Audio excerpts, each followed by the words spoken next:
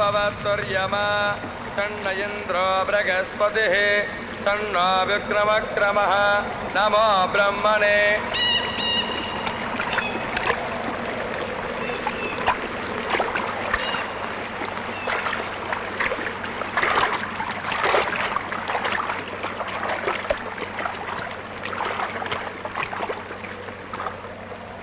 Sir police வேலை கிடைக்காத விரக்தியில வழி தவறி போக இருந்த எங்க மனசை மாத்தி உங்க பக்கத்திலே வச்சுக்கிட்டீங்க. ஆனா உங்களை எங்களால புரிஞ்சுக்கவே முடியல சார். உங்க கையாலேயே அவர் கொலை பண்ணிட்டு இப்ப அதே கையால காரியமும் பண்றீங்களே. நான் என் கடமையை தான் செஞ்சேன். என்ன சார் சொல்றீங்க? இப்ப காரியம் பண்றது ஒரு மருமகனா இருந்து என் மாமாவுக்கு நான் செய்யற கடமை. அவரை சுட்டு கொன்னது ஒரு இந்தியனா இருந்து இந்த நாட்டுக்கு நான் செஞ்ச கடமை. ஏதோ தீவிரவாதத்துக்கு துணை போனாருங்கிறதுக்காக உங்க மாமனாரையே சுட்டு கொன்னீங்க. இந்த நாட்டையே அழிக்கணும்னு நினைக்கிற வாசிம் கானை மட்டும் இன்னும் ஏன் சார் உயிரோடு விட்டு வச்சிருக்கீங்க? அவனையும் சுட்டு கொல்ல வேண்டியதானே சார்? அவனை அழிக்கிறது ஒண்ணு பெரிய விஷயம் இல்ல. வாசிம் கான் நம்ம நாட்டோட எதிரி.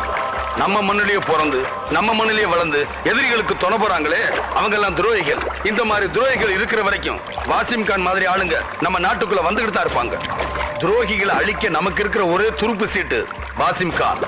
அவனை வச்சுதான் என் மாமா மாதிரி இன்னும் இந்த நாட்டுல நடமாடிக்கிட்டு இருக்க துரோகிகளை கண்டுபிடிச்சாகும். அது வரைக்கும் வாசிம் கான் உயிரோட இருந்துதான் ஆகணும்.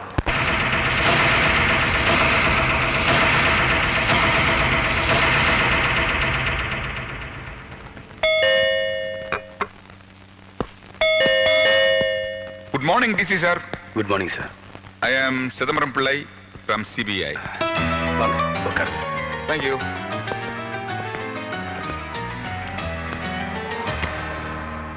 இப்பெல்லாம் போலீஸை விட சிபிஐ ரொம்ப பிஸி ஆயிட்டாங்க இல்லையா சார்? முன்னெல்லாம் பாத்தீங்கன்னா ஹவாலா வழக்கு, பிரைம் மினிஸ்டர் கொலை பண்றது, இப்படி பெரிய பெரிய விஷயங்களுக்கு தான் சிபிஐ கூப்பிடுவாங்க. இப்ப பாத்தீங்கன்னா வாய்க்கா வெட்டுறது, வரப்பு வெட்டுறது, இப்படி சின்ன சின்ன கட்ட பஞ்சாயத்துக்கெல்லாம் சிபிஐ கூப்பிட்டு உயிரை எடுக்கிறாங்க சார். சட்டசபையில செருப்பு வீசினா கூட சிபிஐ கூப்பிடுவாங்க போல இருக்கு. என்ன பண்றது? அதனால நான் என்ன நினைக்கிறேன்னா, இனி பேசாம எல்லா போலீஸ் ஸ்டேஷனையும் க்ளோஸ் பண்ணிட்டு ஒரு பஞ்சாயத்து யூனியனுக்கும் ஒரு சிபிஐ ஆபீஸ் ஓபன் பண்ணா பெட்டரா இருக்கும்னு நினைக்கிறேன். நீங்க என்ன நினைக்கிறீங்க? Okay okay okay. இப்போ நான் மேட்டருக்கு வரேன். இறந்து போனது உங்க மாமனார் மட்டும் இல்ல, DGP, director general of police. ஆமா, உங்க மாமனாருக்கு ரொம்ப வேண்டப்பட்டவங்க யாராவது இருக்காங்களா சார்? என்ன சார், எல்லாரும் வேண்டாதவங்க யாருன்னு கேட்பாங்க. நீங்க வேண்டியவங்கள கேக்குறீங்க சார். வீடா இருந்தாலும் சரி, நாடா இருந்தாலும் சரி, வேண்டப்பட்டவங்களால தான் சார் பிரச்சனையே வருது. அவருக்கு எங்களை தவிர வேற யாரும் இல்ல. அப்ப நீங்க தான் கொலை பண்ணன்னு சொல்றீங்களா? சும்மா ஜோக்குக்கு சொன்னேன் சார். ஒரு நிமிஷம்.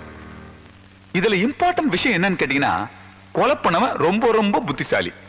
அதை விட புத்திசாலித்தனத்தை இப்ப நான் யூஸ் பண்ணி ஆகணும். ஆனா என்கிட்ட அது இல்ல. என்ன பண்றது? இருந்தாலும் ட்ரை பண்றேன். ஓகே, அப்போ நான் வரட்டுங்களா சார்? அடிக்கடி வருவேன். கேஸ் முடிகிற வரைக்கும் தான் வரேன்.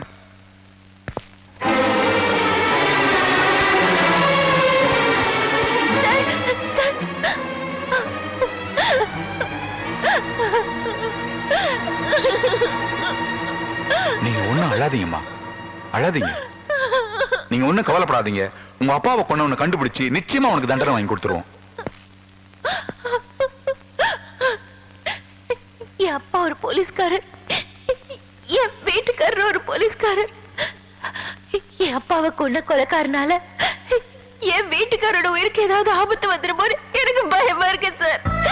எனக்கு பயமா இருக்கு.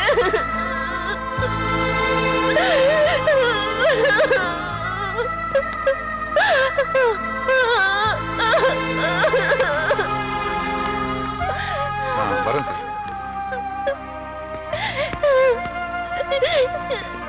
இத பாருமா, கண்டதை நினைச்சு மனசை குழப்பிக்காத. நிம்மதியாரு, நான் பாத்துக்கிறேன். எப்படிங்க நிம்மதியா இருக்க முடியும்? என்னால சரியா சாப்பிட முடியல, சரியா தூங்க முடியல. உங்க உயிருக்கு ஏதாவது ஆச்சுன்னா எனக்கு பயமா இருக்குங்க. அந்த கொலைக்காரனை சீக்கிரமா கண்டுபிடிங்க, இல்லைன்னா எனக்கு பைத்தியம் பிடிச்சிடும். பைத்தியம் பிடிச்சிடும். தைரியமா இரு. வாமா.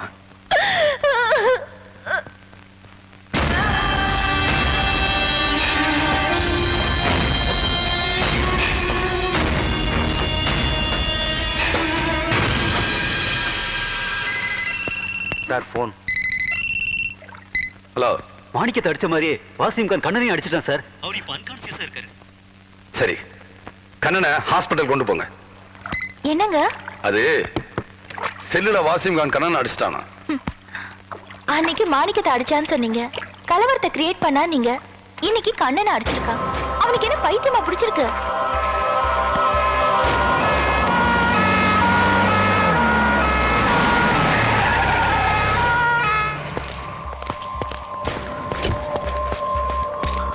கொஞ்சம் சொல்லுங்க.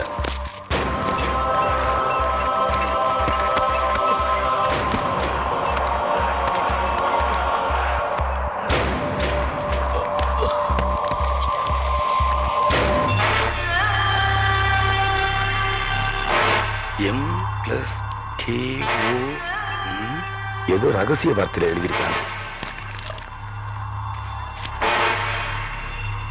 சார் சொல்லுங்க சார். இமிடியேட்டா ஜானா ஹாஸ்பிட்டலுக்கு வா. அங்க கண்ணனை அட்மிட் பண்ணிருக்கோம். அவன் பாக்கெட்ல ஒரு சீக்ரெட் லெட்டர் இருக்கு. அதை யார் எடுக்கிறா, எங்க கொண்டு போறாங்கன்னு நீ ஃபாலோ பண்ணணும். குறிப்பா போலீஸ் ஃபாலோ பண்ணதுன்னு யாருக்கும் தெரியக்கூடாது. Okay sir.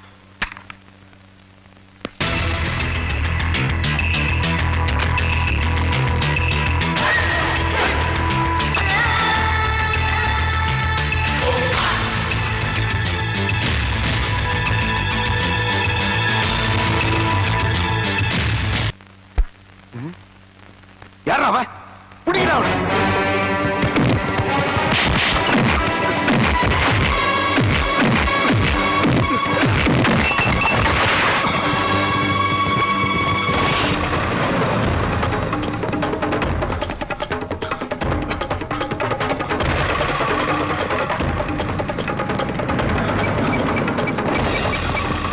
ஹலோ சார், நான் ரஹீம் பேசுறேன் சார். ரஹீம், என்னாச்சு உனக்கு? சார், என்ன பத்தில துரத்துட்டு வராங்க சார். இப்ப நீ எங்க இருக்க? நான் அண்ணா மெம்பர் கீழே 1008 வழியா ஓடிட்டு இருக்கேன் சார். உனக்கு அவங்களுக்கு எவ்வளவு தூரம் இருக்கும்? ஒரு 100 அடி இருக்கும் சார். நீ எல்ஐசி பில்டிங்கை நோக்கி ஓடிக்கிட்டே இரு. எதை பத்தியும் கவலைப்படாத. மத்ததை நான் பாத்துக்கிறேன். பயப்படாம ஓடு.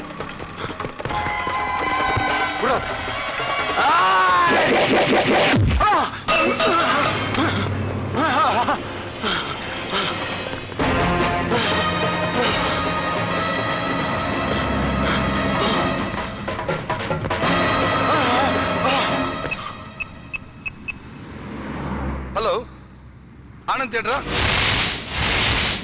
நான் கமிஷனர் பேசுறேன். தியேட்டர்ல பாம்பு வச்சிருக்காங்க. இந்த நிமிஷமே ஆடியன்ஸ் எல்லாம் உடனடியாக வெளியே அனுப்புங்க. Come on quick. ஐயோ, தியேட்டர்ல பாமா?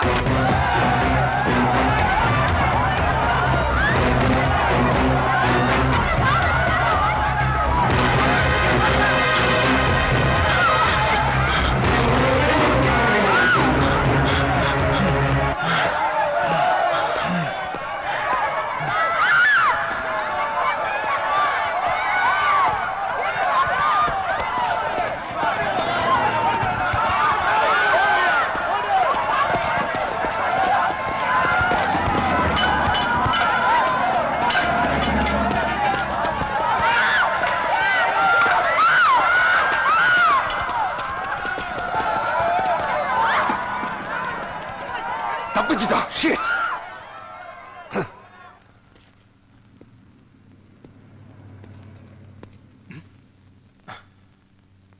உனக்கு ஒன்றும் ஆகலையே. இப்படி ஒரு ஐடியா பண்ணி காப்பாத்துவீங்கன்னு நான் கொஞ்சம் கூட எதிர்பார்க்கல சார். ஆமா, அந்த பேப்பர்ல என்ன எழுதி இருந்தது? நாளைக்கு மெட்ராஸ்க்கு வரப்போற கர்நாடகா ஸ்டேட் எம்பி நஞ்சுண்டேஸ்வர் ராவை ஏர்போர்ட்லயே வச்சு கொலை பண்றதா பேசிக்கிட்டு இருந்தாங்க. கர்நாடக எம்பி எதுக்காக கொலை பண்ணணும்?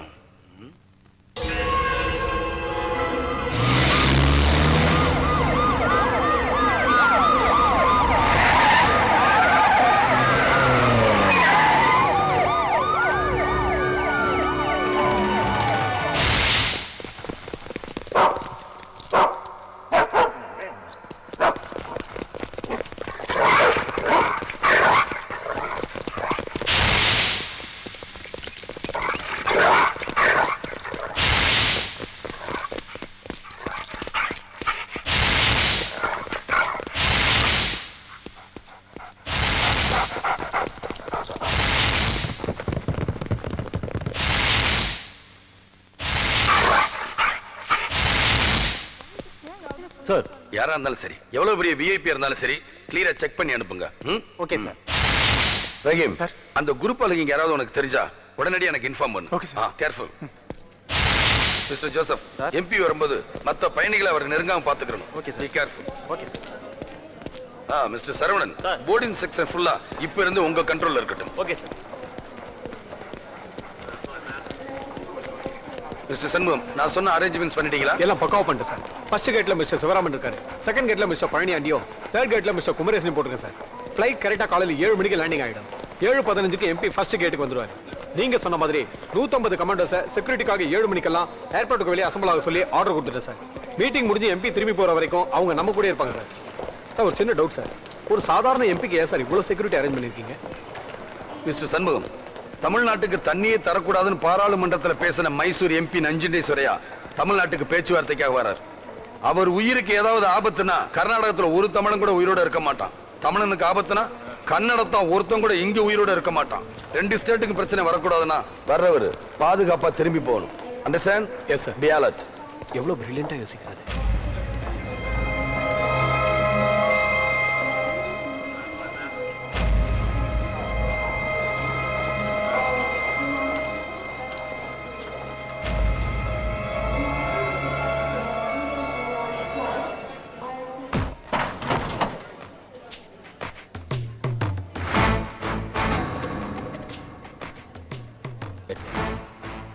செக்யூரிட்டி எல்லாம் மும்முரமா இருக்கு.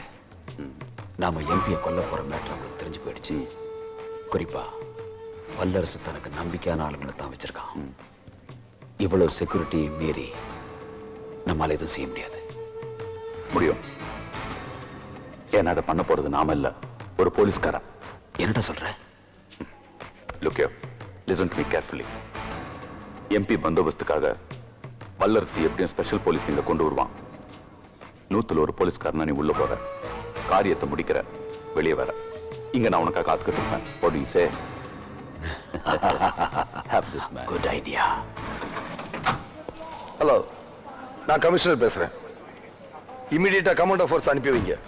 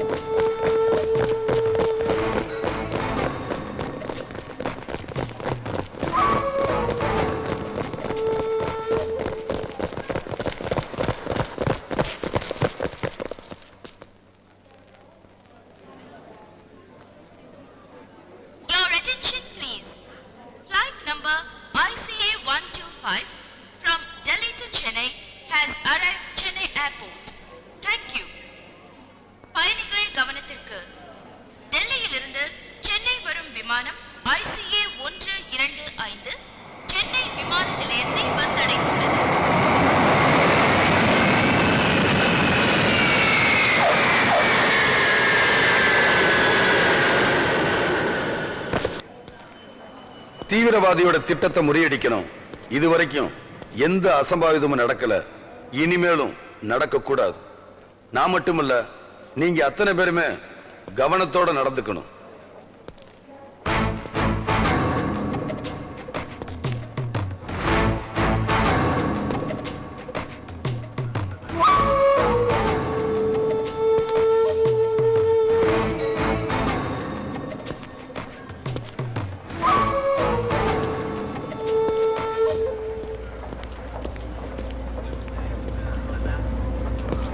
நம்மளோட சிறு கவனக்குறைவு கூட மக்களோட அமைதிக்கு இடையூறா வந்து சேரும். செக்யூரிட்டி எல்லாம் பலமா இருக்கு. நெக்ஸ்ட் ஃளைட்ல எதுவும் பிரைம் மினிஸ்டர் வராரான்னு கேட்டேன். இல்ல சார், உயிருக்கு ஆபத்தான். யாரோட உயிருக்கு? உங்க உயிருக்கு தான். இது ஒரு உயிர் சம்பந்தப்பட்ட பிரச்சனை இல்ல, பல உயிர் சம்பந்தப்பட்ட பிரச்சனை.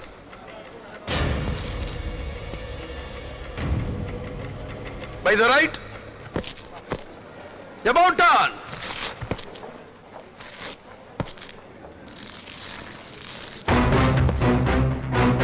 Shit. No.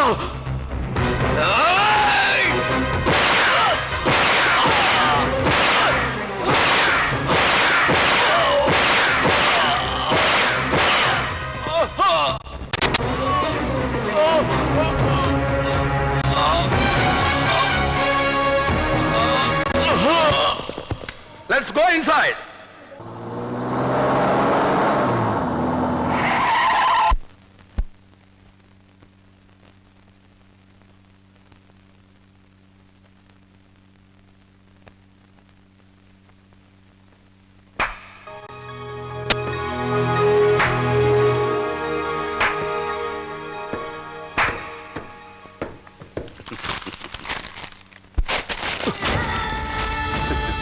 இப்ப நீ படிடா.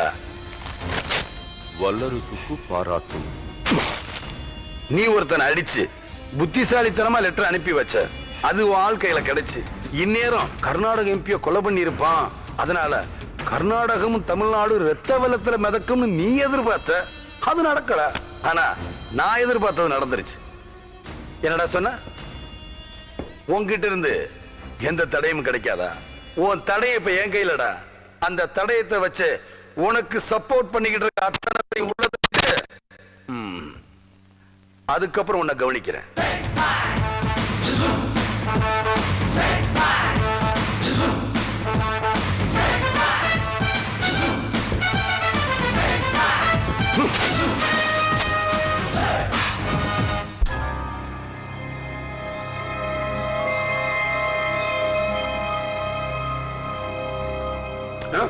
Stop, stop. Go back.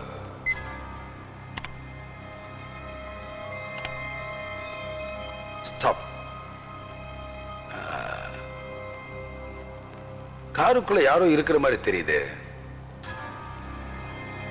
இதை கிளியர் பண்ண முடியுமா? Okay sir. செத்து போன டெரரிஸ்ட் வந்தா, அப்போ இவன் பக்கத்துல இருக்கிறது கொஞ்சம் ஜூம் போங்க. எட்வர்ட்.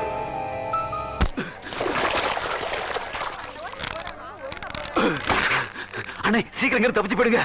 வல்லரசு உங்களை தேடி வந்துகிட்டு இருக்கா. My God.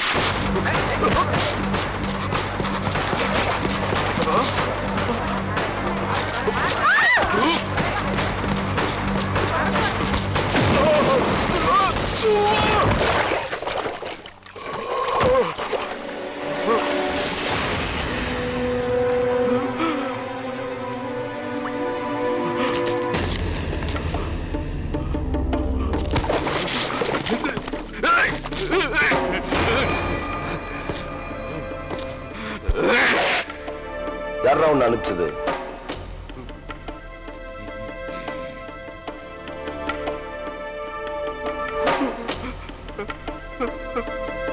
சொல்றா. ஆர் கந்தசாமி.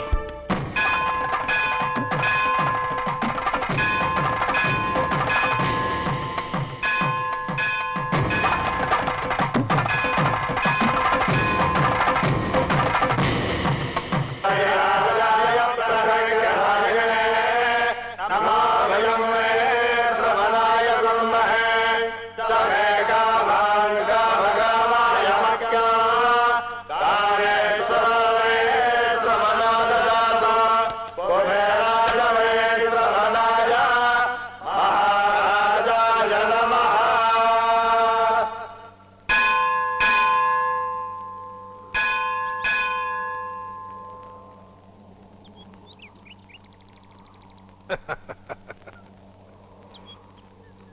எனக்கு ரொம்ப பிடிச்சிருக்கு.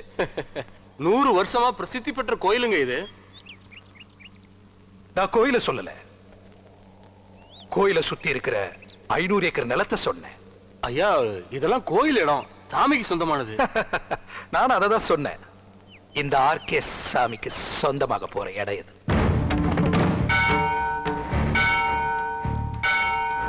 நீ கோயிலை இடிப்பியோ இடத்தை மாத்துவியோ எனக்கு தெரியாது. எனக்கு வேணும், விலை என்னன்னு சொல்லி அனுப்பு, உனக்கு சேர்த்து. மிஸ்டர் வல்லரசு, ஆர் கந்தசாமி யாரு? இந்தியாவில் இருக்கிற 10 பணக்காரர்கள் ஒருத்தர். அவர் கட்டுற வரி பணத்துல தமிழ்நாட்டுக்கு ஒரு மாசம் பட்ஜெட்டே போடலாம். அவரோட ஆதரவு இல்லாம தமிழ்நாட்டுல எந்த அரசியல் கட்சியும் நிலையான ஆட்சி பண்ண முடியாது. தமிழ்நாடு என்ன, அவர் மனசு வச்சா இந்தியாவில் ஒரே நாள்ல ஆட்சி மாற்றத்தையே கொண்டு வர முடியும்.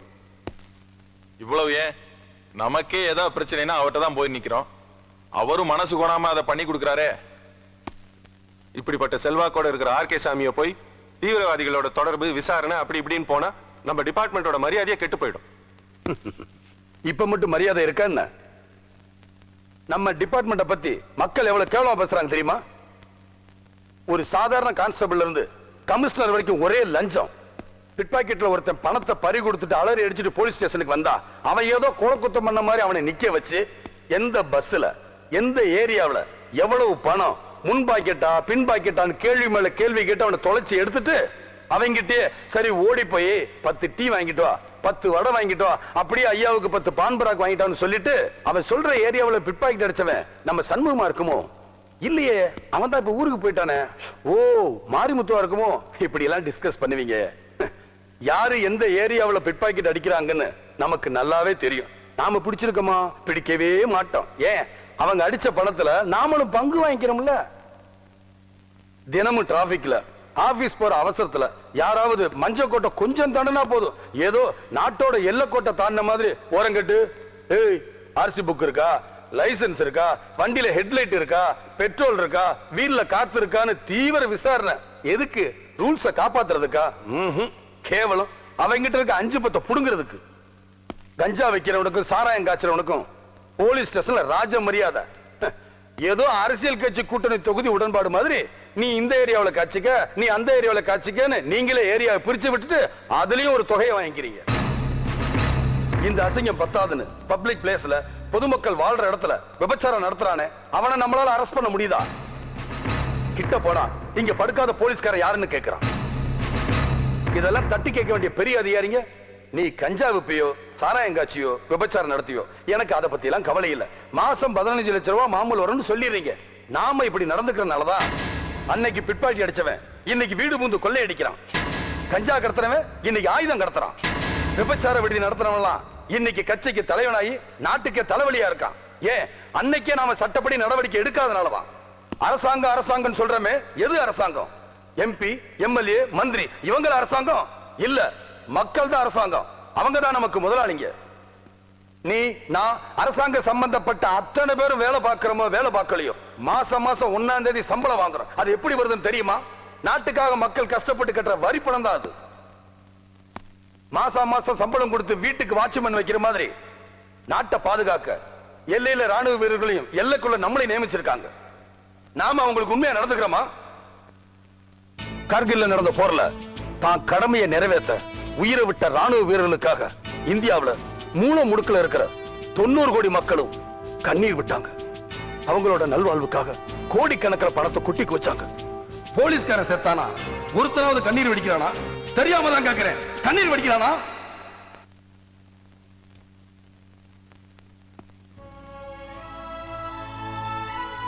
எதிரி ஒளிஞ்சான்னு சந்தோஷப்படுறான். இந்த நிலைமை மாறணும். நமக்காகவும் கண்ணீர் வடிக்கணும்.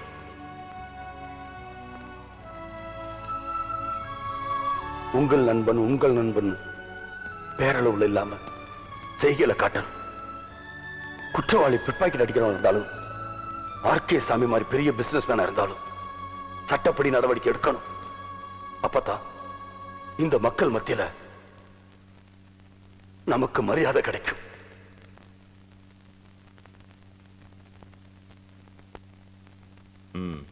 Okay, you can proceed. Thank you, sir.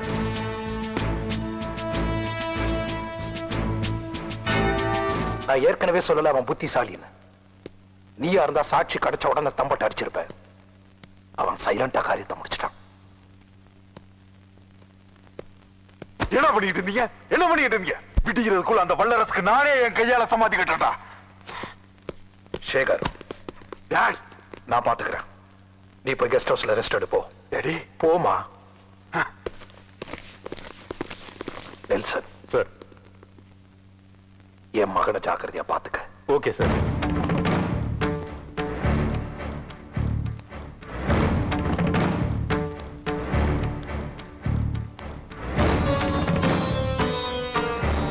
Sir, நீங்களும் ஒரு 10 நாள் எங்கேயாவது வெளிநாட்டுல தங்கி இருந்தீங்கன்னா 10 நாள் இல்ல 10 வருஷம் ஆனாலும் வல்லரசு விட மாட்டான். போலீஸ், லாக்அப், அரெஸ்ட், கேஸ் எனக்கு என்னாலும் கவலை இல்லை. ஆனா என் மகனை மட்டும் தொட்டானா அது என்னால தாங்க முடியாது. அத்தனை போலீஸ்காரங்களாலே அவனை தடுத்து நிறுத்த முடியல. மந்திரிகள் வல்லரசு பேரை கேட்ட உடனே ஒதுங்குறான். சைலண்டா நானே காரியத்தை முடிச்சிடுறேன். நாளைக்கே அன்னதானத்துக்கு ஏற்பாடு பண்ண. அங்க ஏகப்பட்ட கூட்டம் வரும். அந்த கூட்டத்துக்குள்ள 100 ரவுடிங்களை போடு. வல்லரசு என் கையில விளங்க மாட்டி என்ன கைது பண்ணி கொண்டு போனானா அவனை அடிச்சு கொல்லுற சொல்லு. சொன்னது ஞாபகம் இருக்குல்ல? கூட்டத்தோட கூட்டமா கலந்து நிற்குங்க. அவன் ஐயாவை அரெஸ்ட் பண்ணி வெளில கொண்டு வந்தானா அதே இடத்துல அவனை கண்டு துண்டமா வெட்டி போட்டுருங்க. ஐயா, வல்லரசு வந்துட்டு இருக்கான். வரட்டையா.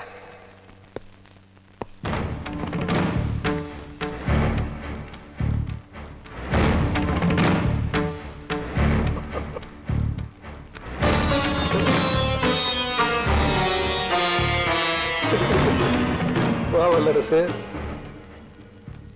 நீ வருவேன்னு எனக்கு தெரியும். ஆனா இவ்வளவு சீக்கிரம் வருவேன்னு நான் நினைக்கல. இப்ப வந்ததே லேட்டுன்னு நான் நினைக்கிறேன். வல்லரசு, நீ மட்டும் கொஞ்சம் ஒத்து போனா உன்னை ராஜா மாதிரி பார்த்துப்பேன். நீ என் கூட வா. உன்னை மாமியார் வீட்டுல வச்சு மாப்பிள்ள மாதிரி கவனிக்கிறேன். என்னுடைய பலமே உன்ன மாதிரி வேகமான ஆபீசரை கைக்குள்ள போட்டுக்கிறதா. என்னோட பலமே உன்ன மாதிரி மோசமான ஆளுங்களை அடிச்சு நொறுக்கிறது தான். வேலைக்கு சேர்ந்த புதுசுல யூனிஃபார்ம் போட்ட ஜோர்ல இப்படி செலுத்துக்கிறது சகஜம்தான். ஆனா இத்தனை வருஷம் சர்வீஸுக்கு அப்புறமும் கொஞ்சம் வளைஞ்சு கொடுக்கலனா ரொம்ப தப்பு வல்லரசு. இந்த வல்லரசு தேசிய கொடி தவிர வேற யாருக்காகவும் எதுக்காகவும் தலை வணங்க மாட்டான். என்ன அரஸ்ட் பண்ண அதனுடைய பின்விளைவா உனக்கு என்ன ஆகும் ஒரு தடவை யோசிச்சுப்பார். உன்னை அரஸ்ட் பண்ணாம விட்டா இந்த நாடு என்ன ஆகும்னு பல தடவை யோசிச்சு பார்த்துட்டு தான் வந்திருக்கேன். ஈஸ்வர். Yes sir.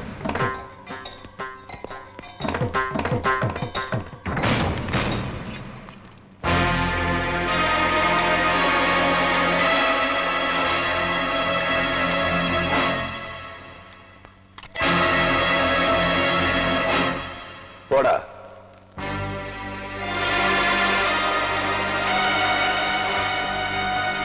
போலீஸ் அராஜகம்! போலீஸ் அராஜகம்! போலீஸ் அராஜகம்! போலீஸ் அராஜகம்! போலீஸ் அராஜகம்! போலீஸ் அராஜகம்! போலீஸ் அராஜகம்! போலீஸ் அராஜகம்! போலீஸ் அராஜகம்! போலீஸ் அராஜகம்! போலீஸ்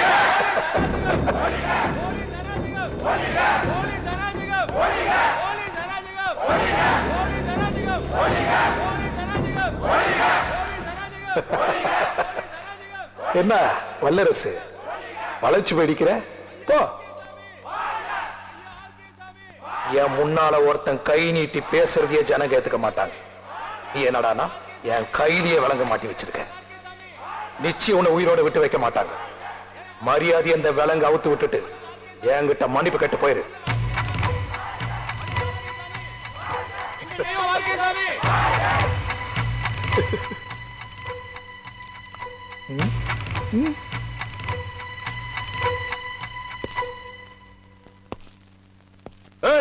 எங்க உயிரே போனாலும் எங்க ஐயா இங்க கூட்டிட்டு போக விட மாட்டோம்.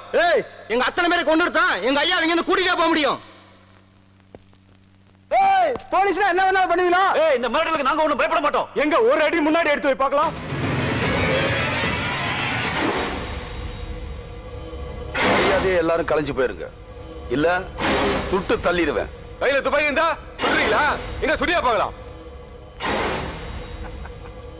யோ தைரியம் தான் மோன சுடியா நீ.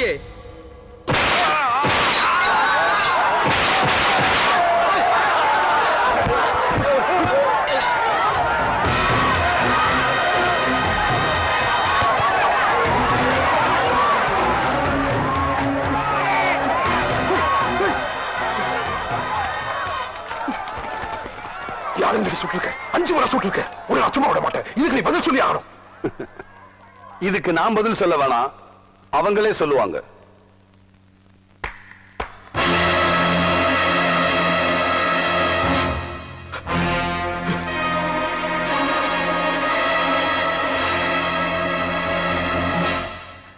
என்ன பாக்குற?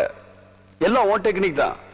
இந்த ஜனங்களுக்கு மத்தியில நீ நல்லவ மாதிரி 100 ரவுடிகளை நிறுத்தி வச்ச, நான் ரவுடிங்க மாதிரி 5 போலீஸ்காரங்களை நிறுத்தி வச்சேன்.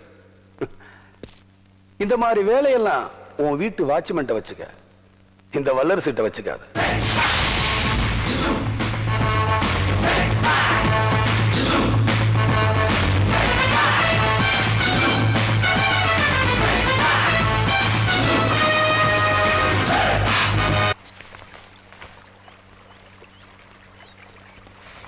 வணக்கம் மிஸ்டர் கண்ணன். அதுக்குள்ள என் பேரை மறந்துட்டீங்களா? என் பேர் கண்ணன் இல்ல, வல்லரசு. இந்த சிபிஐ சிதம்பரம் பிள்ளை எது சொன்னாலும் அதுல 1000 அர்த்தம் இருக்கும். அதை நீங்க போக போக புரிஞ்சுப்பீங்க. ஆமா, இது என்ன புது வேஷம்? இது வேஷம் இல்ல சார், நிஜம். என் ஒரிஜினல் கெட்டப்பே இதுதான். இந்த சிபிஐ சிதம்பரம் பிள்ளை துப்பு துளக்கும் போது மட்டும்தான் சார் தப்பா வேஷம் போடுவான். வேலை முடிஞ்சு போச்சுன்னு வச்சுங்க, அப்புறம் பழையபடி வேஷ்டி சட்டை தான். அப்படின்னா கொலைகாரன் யாருன்னு கண்டுபிடிச்சிட்டீங்களா? கண்டுபிடிச்சிட்டேன்.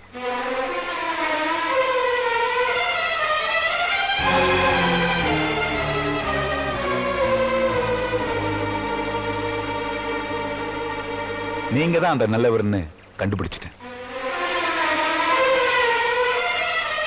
உங்க மாமனார் கடைசியா உங்களை கான்டாக்ட் பண்ணப்போ அவர் செல்ல ரெக்கார்டான உங்க செல் நம்பர், அவர் உடம்புல இருந்த புல்லட்டுக்கும் உங்க பர்சனல் ரிவால்வருக்கும் உள்ள தொடர்புன்னு ஏகப்பட்ட எவிடன்ஸ் என்கிட்ட இருக்கு. ஆனா அதெல்லாம் நான் எரேஸ் பண்ணேன். ஏன்னா நடந்தது கொலை இல்ல சார், வார், யுத்தம்.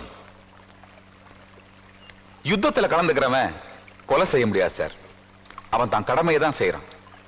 இத நான் சொல்ல, குருஷேத்திரத்துல அர்ஜுனனுக்கு கண்ணன் சொன்னது. விருப்பு வெறுப்பு இல்லாம நடுநிலைமையோட ஒருத்தன் தான் கடமையை செஞ்சானா அது அந்த கண்ணனே செஞ்சா மாதிரி. இப்ப புரிஞ்சுதுங்களா எதுக்கு நான் உங்களை கண்ணன் கூப்பிட்டேன்னு?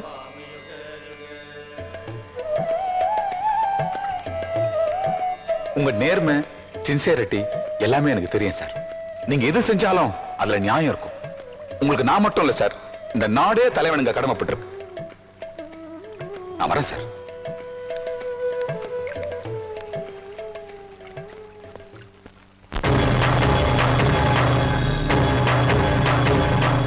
எங்க அப்பாவை கொன்னது நீங்களா?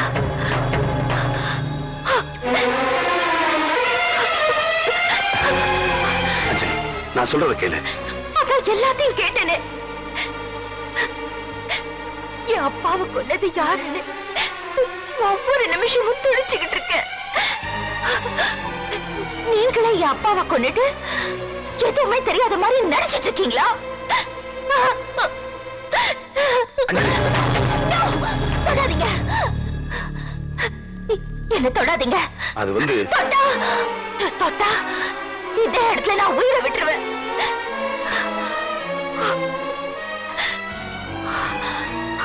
ஒரு கொலைக்காரர் இருக்கிற வீட்டுல இனிமே நான் இருக்க மாட்டேன். இனிமே நான் இருக்க மாட்டேன். நான் இருக்க மாட்டேன்.